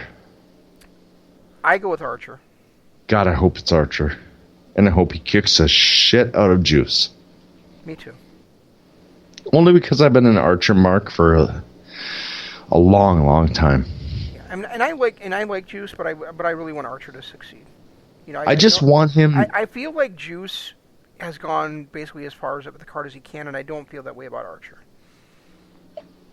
I would love to see Archer as that pillar and not Juice. I think if we're going to have an American pillar, we know it's not going to be Moxley. I would rather have it be Archer than Juice. Yeah, I mean, I would really, imagine Archer versus Ibushi for the title, you know, for instance. God, that'd be amazing. Such a clash of styles, and the way that Archer has been recently, that would be amazing. Yeah, I mean, a quick striking technical wrestler versus a brawler powerhouse. That'd be awesome. A brawler? You don't think that Archer's a brawler? I think Archer is like 5 levels above brawler. Okay, he's a brawler. Is that better? Perfect. That's perfect. All right. Kenta. Only because Goto. only because it's 9:17 already. We've gotten 2 hours again. Kenta versus Goto. I don't give a shit. I really don't care. All right, now we get to the two non-champions facing each other. So who are the two non-champions going to be? I'm going to say Ibushi and Naito. Are you? Mm-hmm. I'm going to say Ibushi and White. See, I think the two champions are going to retain. I think this is the moment that we can put White over and finally get him to where he needs to be. And I think a win over Naito is that cure. And we get an Okada versus... The only problem, and I'm going to say this right now, The only problem and the only reason I hope this doesn't happen is because I can see the NJPW putting both belts on Okada to make him the greatest ever instead of putting both belts on White to build that guy's career. See, and I think this is finally the crowning moment for Tetsuya Naito. You think so? I think Naito wins the Intercontinental Championship, and the next night he beats Okada finally in the main event of Wrestle Kingdom for the championship. I don't see them having the faith in him. This would be his third shot at Okada at Wrestle Kingdom. And that's why I don't see them having the faith. That's the whole reason right there. I don't see them having the faith in him. It's his third shot. But they've been building to it for the last 2 years. Yeah, but White won it last year. Yeah. Well, he didn't They've win the already title last year against Tanahashi and lost in his first defense. He did, but they've already shown faith in White that they've never shown in Naito. I don't know, man. I think you're looking. Don't get me wrong. Jay White rose-colored glasses here. Don't get me wrong. I think they're finally going to put Naito where he belongs at the top of the promotion. If they do, I'm okay with it. Don't get me wrong. All four of these guys are four guys that I could definitely see winning this entire thing.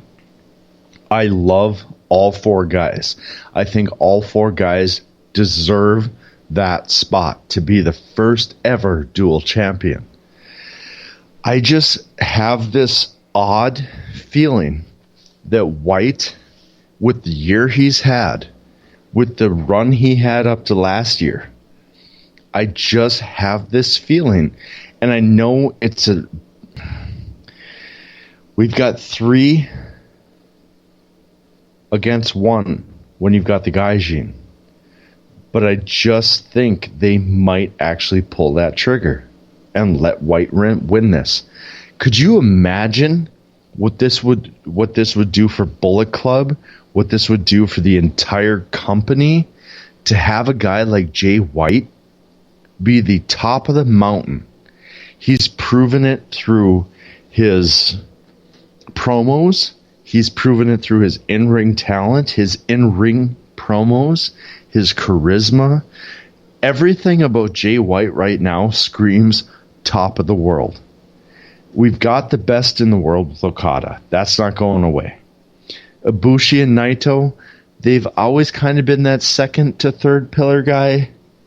I can kind of see them staying there. I think this is White's crowning moment. I really do. And I can't see them having a Gaijin leave Wrestle Kingdom as not only the IWGP Heavyweight Champion, but also the Intercontinental Champion. As much as I hate to agree I think they've been building up to Naito versus Okada for the last 2 years, and I think it's to put the crowning moment on Naito. And you said all 4 guys are deserving of it. Absolutely, but I would be disappointed if Okada left with both belts. I would be too. Any of the other 3, I'm totally fine with. Yep. And it's weird that Ibushi, declared himself a NJPW guy for the rest of his career guy. He won G1, and he's the guy that neither of us have picked to win it. But I just don't see him winning it, It's not that I don't see it. I see him maybe winning on night 2, but I don't see him beating Okada for the championship. The weirdest part is, and I said this coming into tonight, these are the 4 pillars. These are the 4 guys who are young enough and talented enough to build the company around. And NJPW has always been big on their 4 pillars. Mm-hmm. They gave the shot to Naito a couple of years ago. He didn't quite make it. So it kind of went back. In the last few years, it's been Okada, it's been Omega, it's been Tanahashi, and Naito. And Naito's always been that 4th guy out. Now we have, because Tanahashi is just... he's at the end of his career. As much as you want to continue to call... and I'm not saying you, but as much as people want to continue to call him the ace, as much as people want to continue to push Tanahashi and his greatness, which he was 7, 8, 9, 10 years ago, down our throat, he's not that guy anymore. Right now, it is Okada. Omega's gone. White took his place and thrived in it. He crushed it. Naito has been, he's been what he's been for the last 5 years. He's not really gotten greater. He's not really gotten worse. I think his run with the IC title, his matches against Ibushi, his matches against White has really elevated him. But I still think he's kind of that fourth pillar. And Ibushi is the guy that has stepped up to take that role of that third pillar. But I still think the top two guys right now in this company are Okada and White. Anything less than those two guys facing off in that finals, I think is a major disappointment. And A major I think all four, really? not a major. But I think it would be a disappointment. I think those two are the most two worthy guys, but I could definitely see any combination of the four in there because I think all four of them are young. They're all on the same level. They all kind of have claim. I just think White versus Okada is the way this storyline needs to go. Yeah, I understand your point there. I just don't think it's going to happen. No, and we'll have to see. We got 3 days? We're going to see. We're going to talk about it. We got 5 days, and me and Imp are going to talk about, will you jerk off in the corner? I mean, that's just the way it's going to be. Yeah, and I will be the only one with my camera on. Ew. I will be the only one with my camera off. So, the one match we didn't really talk about, Tanahashi Jericho. I don't know what to say about this one. It's interesting you compared the two of them earlier, and now they're facing it off against each other. You know, you basically said like the Tanahashi is the Jericho of NJPW. Yeah. I don't really see it that way because I don't think that Jericho has got a 5-star match left in him. I really don't. You don't think so? No. I think he came close against Omega. Was it last year or 2 years ago? Well, against Omega, yeah. I mean, it's been a year. It's been a year and a half since he had that match against Naito, and it's been 2 years since he had that match against Omega. You know, his match against Page was really good, but it wasn't a 5-star match. Oh hell no! His match But I think that was. Cody I think that was more. 5-star match. I think that was more Page than Jericho, though. I don't. You know, I think that Jericho ending was so timing bad. off, you know. What's that? Well, I mean, he's the fact that he's still able to deliver at the level he can at 48 years old is a testament. Okay, but that still doesn't mean he can deliver a 5-star match. Yeah, and true. I think that, and I do think that Tanahashi can still do that. The fact that he's proven it is his match against White was 4.5 stars. Mm-hmm. You know, and he's proven in the last year and a half he can still do that. And you're right, Jericho hasn't, but Jericho still wrestles more of an American style. I think the Japanese style lends more towards those high-star matches than American style does. Just because I think the Japanese audience is more into the build than the American audience is. The American audience wants that quick hit. We want that decision in 17 minutes. Or in 15 minutes. We want to see a definitive winner and somebody kick somebody's ass. The Japanese are more into the lengthy matches, the story builds. As much as I hate it, the way that Tanahashi fucking sells his moves with the 90s style of no selling, but kind of selling, but maybe not selling. But I might sell here type of performance. I just lost you on that, but go ahead. Right? Yeah, that's what you've been saying for years. Why don't I like Tanahashi matches? That's why. He'll sell it for half a match, then he won't sell for like half a match or a quarter of the match. Then he might sell a little bit here and there, and then all of a sudden at the ending sequence his knee is great again and he's up doing like 14 frog splashes, and then all of a sudden his knee hurts him again, he loses. That's a Tanahashi match, but that is what the Japanese audience loves. The American audience is bored of that. So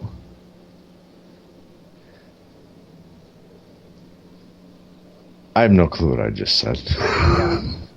Anyway, the point is that, I mean, I think that I think this is going to be a strong match, but I don't know that Jericho's capable of delivering a 5-star match anymore. So I mean, I think it's great this match is happening. I think it's a bit of a dream match, a match that we never, a couple of years ago we never would have thought we'd see.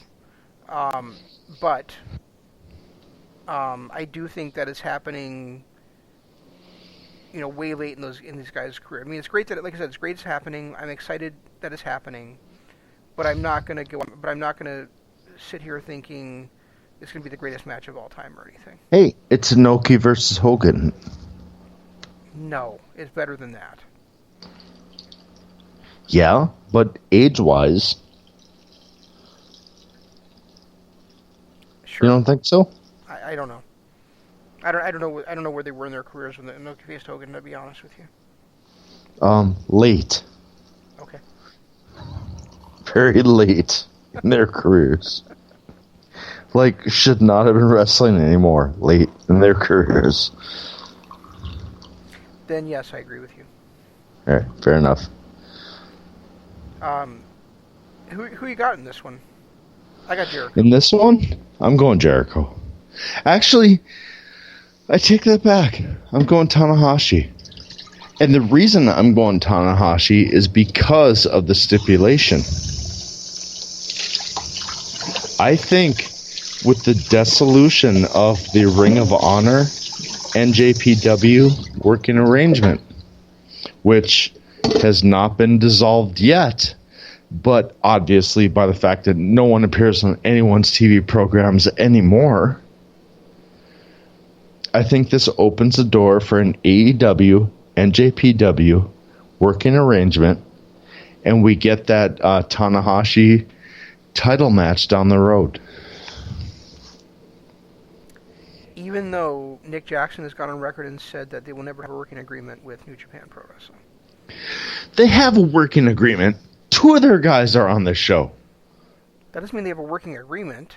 They have a working agreement. 2 of their guys are on this show. You just said that. I know, and I demanded a repeat. Nobody demanded a repeat of that. I demanded a repeat. You demanded My a cat. repeat. My cat is looking at me. He demanded a repeat. She, it, whatever it is. Demon. She knocked down my Christmas tree. I will agree. Did you ever Demon. pick it up, by the way? Yes, I picked it up. I picked it up before the children came. All right, because you said that you just left it sitting there the last time we talked. Well, I did. I left it sit there for like a week. And then my oldest came, and I'm like, dude, we got to pick that up before the toddler gets here tomorrow. And he was all in, so. All right. Good. It's good that you put Jacob to work, I suppose. Well, yeah, he needs it. He's at that age. He doesn't have a job yet. Shit, I had a job when I was 15.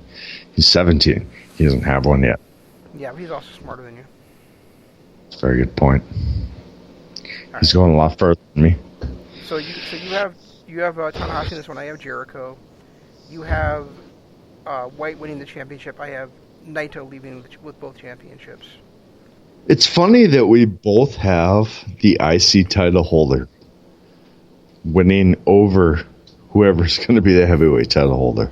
We do, don't we? I didn't notice Yeah. that, but yeah, we do. I mean, because both of us are counting Okada, and I mean, Okada, we just talked about this earlier tonight. Okada is one of the greatest wrestlers of the last 10, 15 years. And Kota Ibushi has been on a hot streak ever since January 1st. And we both just counted both them out. We're just like, fuck it. Neither one of them are going to win. No. Well, we did. I mean, I'm not super. We didn't say we counted them out. I mean, we also said we could see those four winning. But you got to. But if we're going to make predictions, we have to predict somebody's going to lose and somebody's going to win. Oh, I'm definitely going with White. So. Yep. And I'm going with White. You're going with Naito. Yep. We've got. I've got Tanahashi in that semi-main. Kenta, I don't give a shit about. If it's not Lance Archer, I don't care. I want to see Sonata win. And I want Bullet Club to win. That's night 2. Night 1, obviously, Okada. Wait, Bullet Club to win over your boys, Show and Yo? Yeah, because Phantasmo is the shit. Okay. I have not... If I go back over this last year, I've not been disappointed in an El Phantasmo match. Period. Gotcha. Not once. Show and Yo made the mistake of joining the Super Juniors separately. And they disappointed. Okay. Liger, the fact that he's not in a one-on-one match against Tanahashi or Takahashi, care less about. I've got Okada versus Ibushi. I've got Okada over him. White, obviously, because he's my pick. Ospreay and Takahashi. I actually have Takahashi winning that one. Yeah, we didn't talk about that, did we? I'm No. going to go with Takahashi also. I think him coming back into, it's going to be a real feel-good moment to win that thing. And I think that could be, and I've said it before, I think that could be the match of the 2 nights. I really do. And I know we're at 2 hours now, but I also want to say, looking at this and looking at these cards, it's amazing to me, given the way they pushed him at the beginning and middle of 2019, that Shingo Takagi is not in anything except for an 8-man tag on these 2 nights. Well, it's not just Shingo. I mean, look at some of these other guys.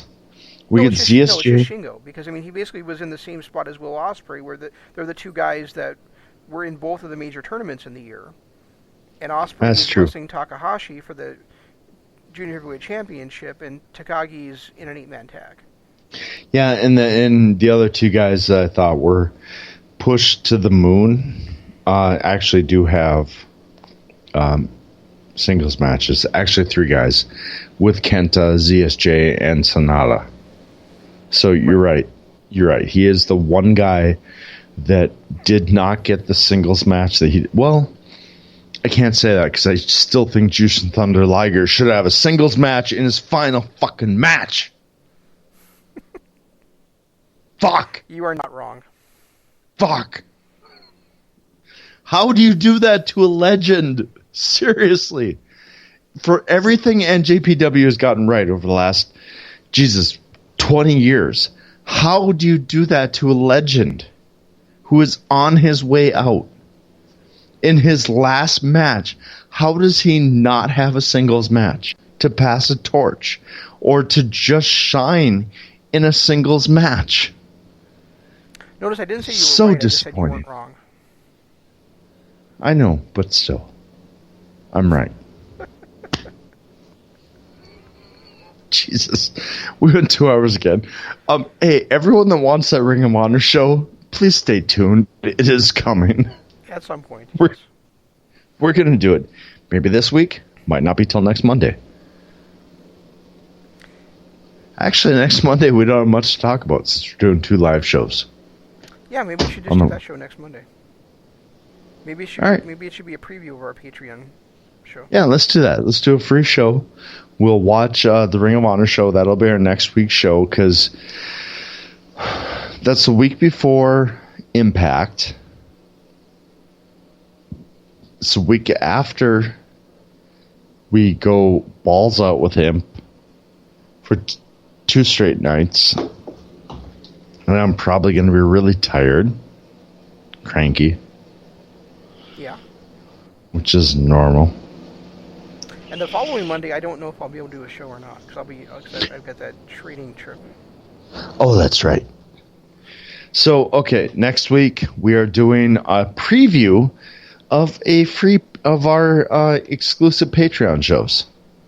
And you can catch those exclusive Patreon shows at patreon.com/Kingdom of Honor. We do all kinds of stuff over there, and for a small donation, you can help this show continue to produce content. And we do this show. We do Dynamite After Dark, which is coming on Wednesday, and we also do some exclusive stuff. And for a small donation of $10, you can get all that exclusive stuff, and there is a lot of it. Also follow us on Twitter. I am at Regi Co-op. He is